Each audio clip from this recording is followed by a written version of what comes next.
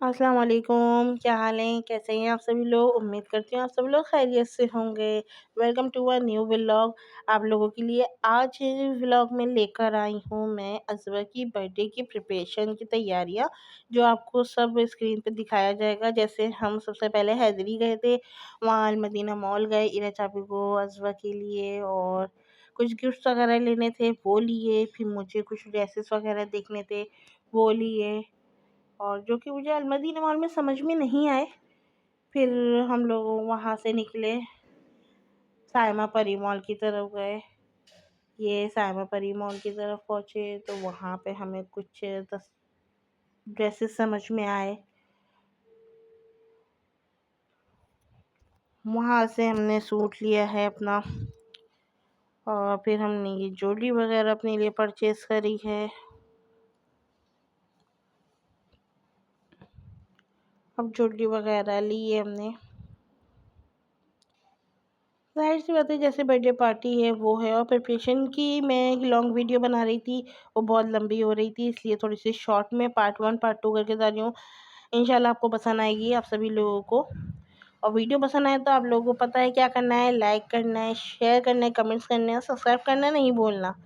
यहाँ पे फिर हम आ गए बाहर शूज़ लेने के लिए हैदरी मार्केट की तरफ। फिर हमने वहाँ से शूज़ लिए, अपने लिए शूज़ लिए, अब्दुल राफ़े के लिए या चापी को लेने थे, नॉर्मल कैजुअल पहनने के लिए सैंडल लेनी थी, ये सब चीज़ें ली। फिर हम बाहर आए हैदरी की तरफ, वहाँ से अज़वा के लिए गिफ्ट लेना था। अज़वा के पापा ने भी बोला था कि आप जाके अज़वा के लिए गिफ्ट पसंद कर लीजिएगा हम लोगों की तरफ से। मैं हो सकता है एंड टाइम पे पहुँचूँ कराची, तो इसलिए उन्होंने बोला था आप जाके ले लिएगा। अभी मैं अज़वा के लिए गिफ्ट लेने के लिए गई हैदरी परी मॉल। वहाँ से गिफ्ट लेने के बाद हमने अपनी सारी शॉपिंग निपटाने की कोशिश करी। ये शॉपिंग जो है, समझ लें 1 या 2 दिन, 1 दिन की कहानी 2 दिन की है, पक्की बात है। हाँ भाई, 2 दिन तक मार्केट घूमे हम, क्योंकि एक दिन हमने सिर्फ अज़वा की शॉपिंग करी है, फिर सेकंड डे अपने लिए करी है, और उसी दिन रात में सारे गिफ्ट्स वगैरह लेते हुए हम घर पे आ रहे हैं। और माशाल्लाह माशाल्लाह अज़वा की बर्थडे की व्लॉग आने वाला है, आप लोगों को बहुत पसंद आएगा, और ज़रूर देखिएगा। जब तक के लिए प्रिपरेशन वीडियो देखिए, और अल्लाह ताला से दुआ करें अल्लाह ताला सबको कामयाबी और खैर अता करे, सबकी परेशानियां दूर करे, आमीन सुम्मा आमीन। और ये हम रास्ते में इंजॉय करते हुए जा रहे हैं, क्योंकि इस टाइम पे चापियों मुझे इतनी भूख लग गई थी। फिर हमने बीच में एक जगह रुक के बर्गर खाया था, वो भी बीफ बर्गर खाया था। सुबह के निकले हुए थे हम लोग एटलीस्ट दोपहर 3:30 बजे, हाँ जुमे की नमाज के बाद निकले थे हम। जुमे की नमाज के बाद निकले थे हम, और हमें वापसी आते आते आप यकीन करें 10:30 से 11 बज गए थे।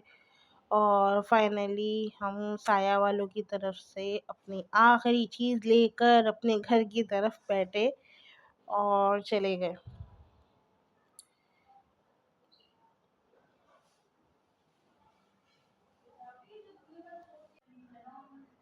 फिर हम लोग वापसी जाने की तरफ थे, और अचानक ही हमें एक अच्छे से आउटलेट मिल गया, और बहुत अच्छा सा हमें सेल में लगी हुई कुर्ती मिली। कुर्ती भी लास्ट में भी बहुत अच्छी थी हैदरी पे, जो हमने वहाँ देखी थी। और इंशाल्लाह ताला भी यही सोचा है कि जैसा मंथली का बजट होगा फिर आके लेंगे। और यहाँ पे हमारी बहुत ही रात 10:30 बज गए थे, घर पहुँचते पहुँचते 11 बज गए थे। अज़वा का फ़ोन आ चुका था घर से कि अज़वा रो रही हैं, और अब मैं घर जाने की तैयारी कर रहे हैं, ऑटो में बैठे हुए। इसी के साथ हम अपना व्लॉग ख़त्म करते हैं, बाकी प्रिपरेशन घर जाकर आपको दिखाते हैं। Tata bye bye. So guys, हम घर आ गए, घर आके फ्रेश हो गए, फ्रेश होकर नहाए धोए फ्रेश हुए, बेटी के साथ टाइम स्पेंड करा और तैयारियां शुरू करी, क्योंकि अब ये प्रिपरेशन उसके खाने की करनी है। हमें एक ग्लास में मैगिनेट करके रखनी है। तो सबसे पहले हम बनाएंगे पुट के गोश्त का कुन्ना, और इसकी हम यखनी बनाने की तैयारी करेंगे। 1 किलो के करीब हमारा गोश्त है और इसमें हम 2 चम्मच लहसुन अदरक के डालेंगे, 2 कप के करीब पानी डालेंगे, 2 से 3 कप के करीब पानी डालेंगे, क्योंकि ये बहुत सी हल्की आँच पे पकता है। इसकी हड्डी तक गलनी होनी चाहिए। उठ के गोश्त के कुकर में इसको हम इतने चढ़ा देंगे। फिर आपको ये वीडियो जो है बहुत लॉन्ग हो जाती है अगर मैं सारी बारबेक्यू की आपको मैग्नेशन दिखाती, तो इसीलिए आपको 2 हिस्सों में दिखाई जा रही है। फिर हम लेंगे बारबेक्यू टिक्का बोटी लगाने की मैग्नेशन की तैयारी, जिसमें हमने 1 किलो के करीब गोश्त लिया है और उसको अच्छी तरह सिरके के पानी से धो लिया है। फिर हम उसमें डालेंगे आधा पाव के करीब यानी कि 250 ग्राम के करीब सरसों का तेल।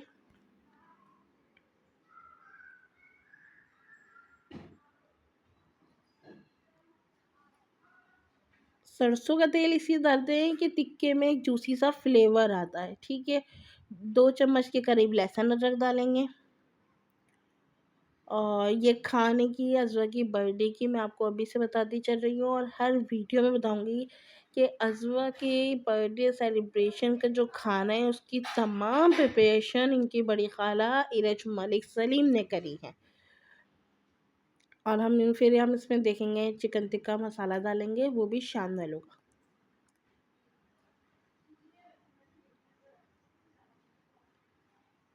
और जैसे कि आप सभी लोग जब जानते हैं हमारे यहाँ स्पाइसी खाया जाता है, तो ये 1 केजी गोश्त है तो हम इसमें सारा मसाला डाल देंगे।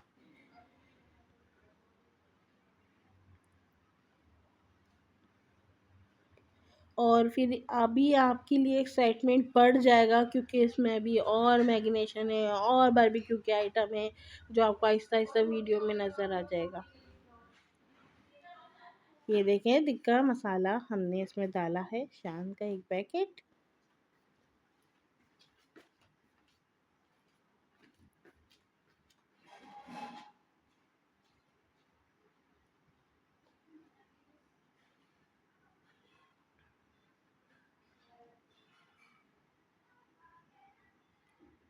ये इसमें हमने टिक्का मसाला डाल दिया।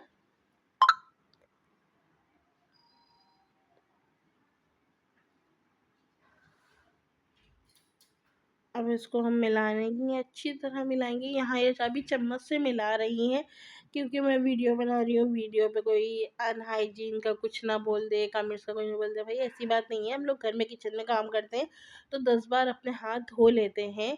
इसीलिए फिर मैंने चाबी को बोला, चाबी अरे कोई मसला नहीं है, आप हाथ से मिलाएं। तो फिर हमने ब्राउन प्याज करी और इन्होंने ब्राउन प्याज बोटी में डाला, मीट टेंडर डाला और उसको अच्छी तरह मिलाया और उसको मैरिनेशन होने के लिए एयर टाइट में करके फ्रिज में रख दिया, जैसा कि आप लोग स्क्रीन पे देख रहे हैं। और ये ब्राउन प्याज के पीछे क्या लॉजिक है, ये हमारे एक अहमर भाई हैं, अल्लाह ताला उनको कमाई में खैर बरकत करे, उनको सेहत तंदुरुस्ती दे।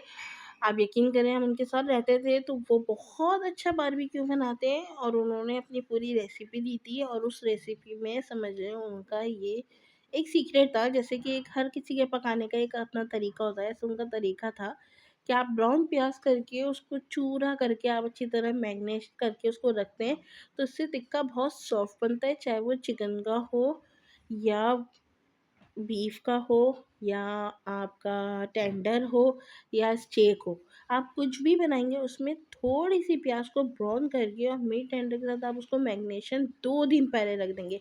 ये जो मैं आपको मैरिनेशन की तैयारी दिखा रही हूँ ये कम से कम मैं आपको 12 जुलाई की दिखा रही हूँ, ठीक है, क्योंकि सब तैयारियों के साथ मैं व्लॉग थोड़ा सा लेट अपलोड कर रही हूँ, ठीक है। फिर हम आ जाएंगे चपली कबाब की तरफ।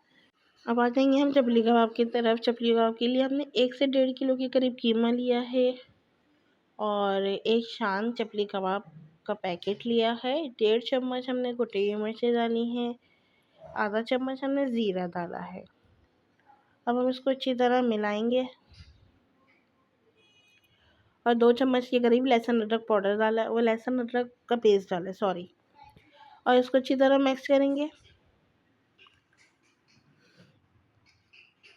जब ये अच्छी तरह मैश हो जाएगा तो उसको हम पीस लेंगे। पीसने के बाद हम इसको एक ट्रे में निकालेंगे, उसके अंदर चॉप हुई हुई हरी मिर्चें डालेंगे प्याज हम नहीं डालेंगे अभी, क्योंकि प्याज पानी छोड़ देते हैं, इसलिए हम प्याज जब डालेंगे जब हम फ्राई करने के टाइम पे होंगे। इस टाइम पे हम इसके अंदर डालेंगे मीट टेंडर, चॉप हुई हुई हरी मिर्चें और भुना हुआ बेसन।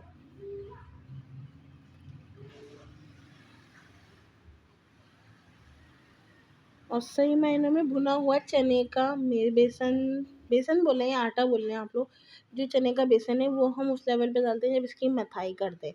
ये इसको अच्छी तरह हमने 2 बार अपने घर की मशीन के अंदर इसको अच्छी तरह पीस लिया है। अब इसके अंदर मीट टेंडर और हरी मिर्ची मिलाई हैं चापी ने। अब इसकी मथाई कर रही हैं। मथाई का मतलब क्या होता है वो भी आपको इस वीडियो में दिखाया जाएगा, जैसे कि आप हीरा चापी के हाथ चलते हुए देख रहे हैं।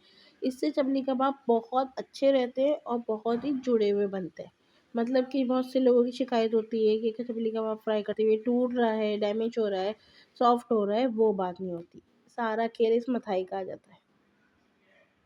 ये जैसे ही रचापी कर रही है अपने हाथ से, इसको मथाई कहते हैं।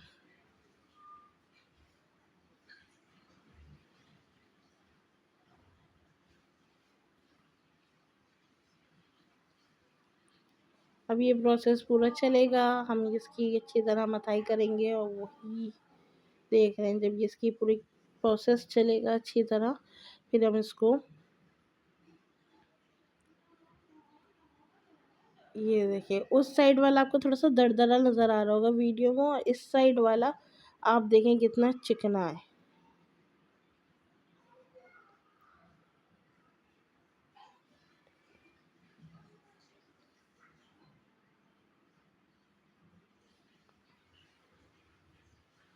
और ये अपनी इसी मिठाई में इतना गल जाता है, इतना सॉफ्ट हो जाता है मीट टेंडर इस मिठाई के बाद, कि आप इतना जितना टाइम आपको शामी कबाब बनाने में लगेता है उसको, ये भी इतना ही गलने का प्रोसेस उसमें लेता है।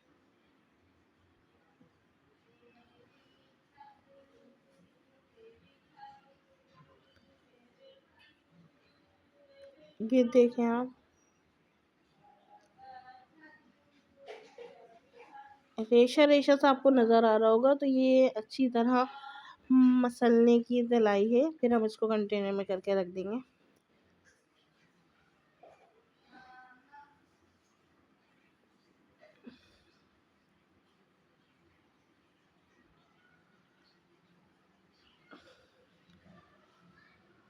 कंटेनर में हम चपली कबाब भी करके रख देंगे और इसको हम सब डिफ्यूज़र में रखते रहेंगे। डिफ्यूज़र में नहीं, फ्रिज को रखेंगे हाई पर और नीचे रखेंगे, डिप में नहीं रखेंगे, क्योंकि डिप में पानी हो जाएगा तो हमारा जो बोटी है और जो कबाब है वो जूसी नहीं हो पाएंगे। और हम चाहेंगे कि गोश्त और मसाले अपने पानी भी नहीं छोड़ें और ये इसके अंदर ऑब्जर्व भी हो जाए अच्छी तरीके से। फिर हम ये टोटल मैग्नेशन करके आ गए हैं अपने कमरे में, फ़्रेश हो गए हैं। इतने में नाइमा फ़रहान भी आ गए हैं, क्योंकि आज रात की सारी तैयारियां आपको दिखानी है इसीलिए, और वीडियो बहुत लंबी हो जाती है अगर मैं आज रात की पूरी तैयारी नहीं दिखाती, तो इसीलिए इंशाल्लाह ताला आप दूसरे पार्ट में देखिएगा आप आगे की तैयारियां, क्या हमने बारबेक्यू में और क्या क्या बनाया था, तैयारियां कैसी चल रही है। तब तक के लिए मिलते हैं, अल्लाह हाफिज़।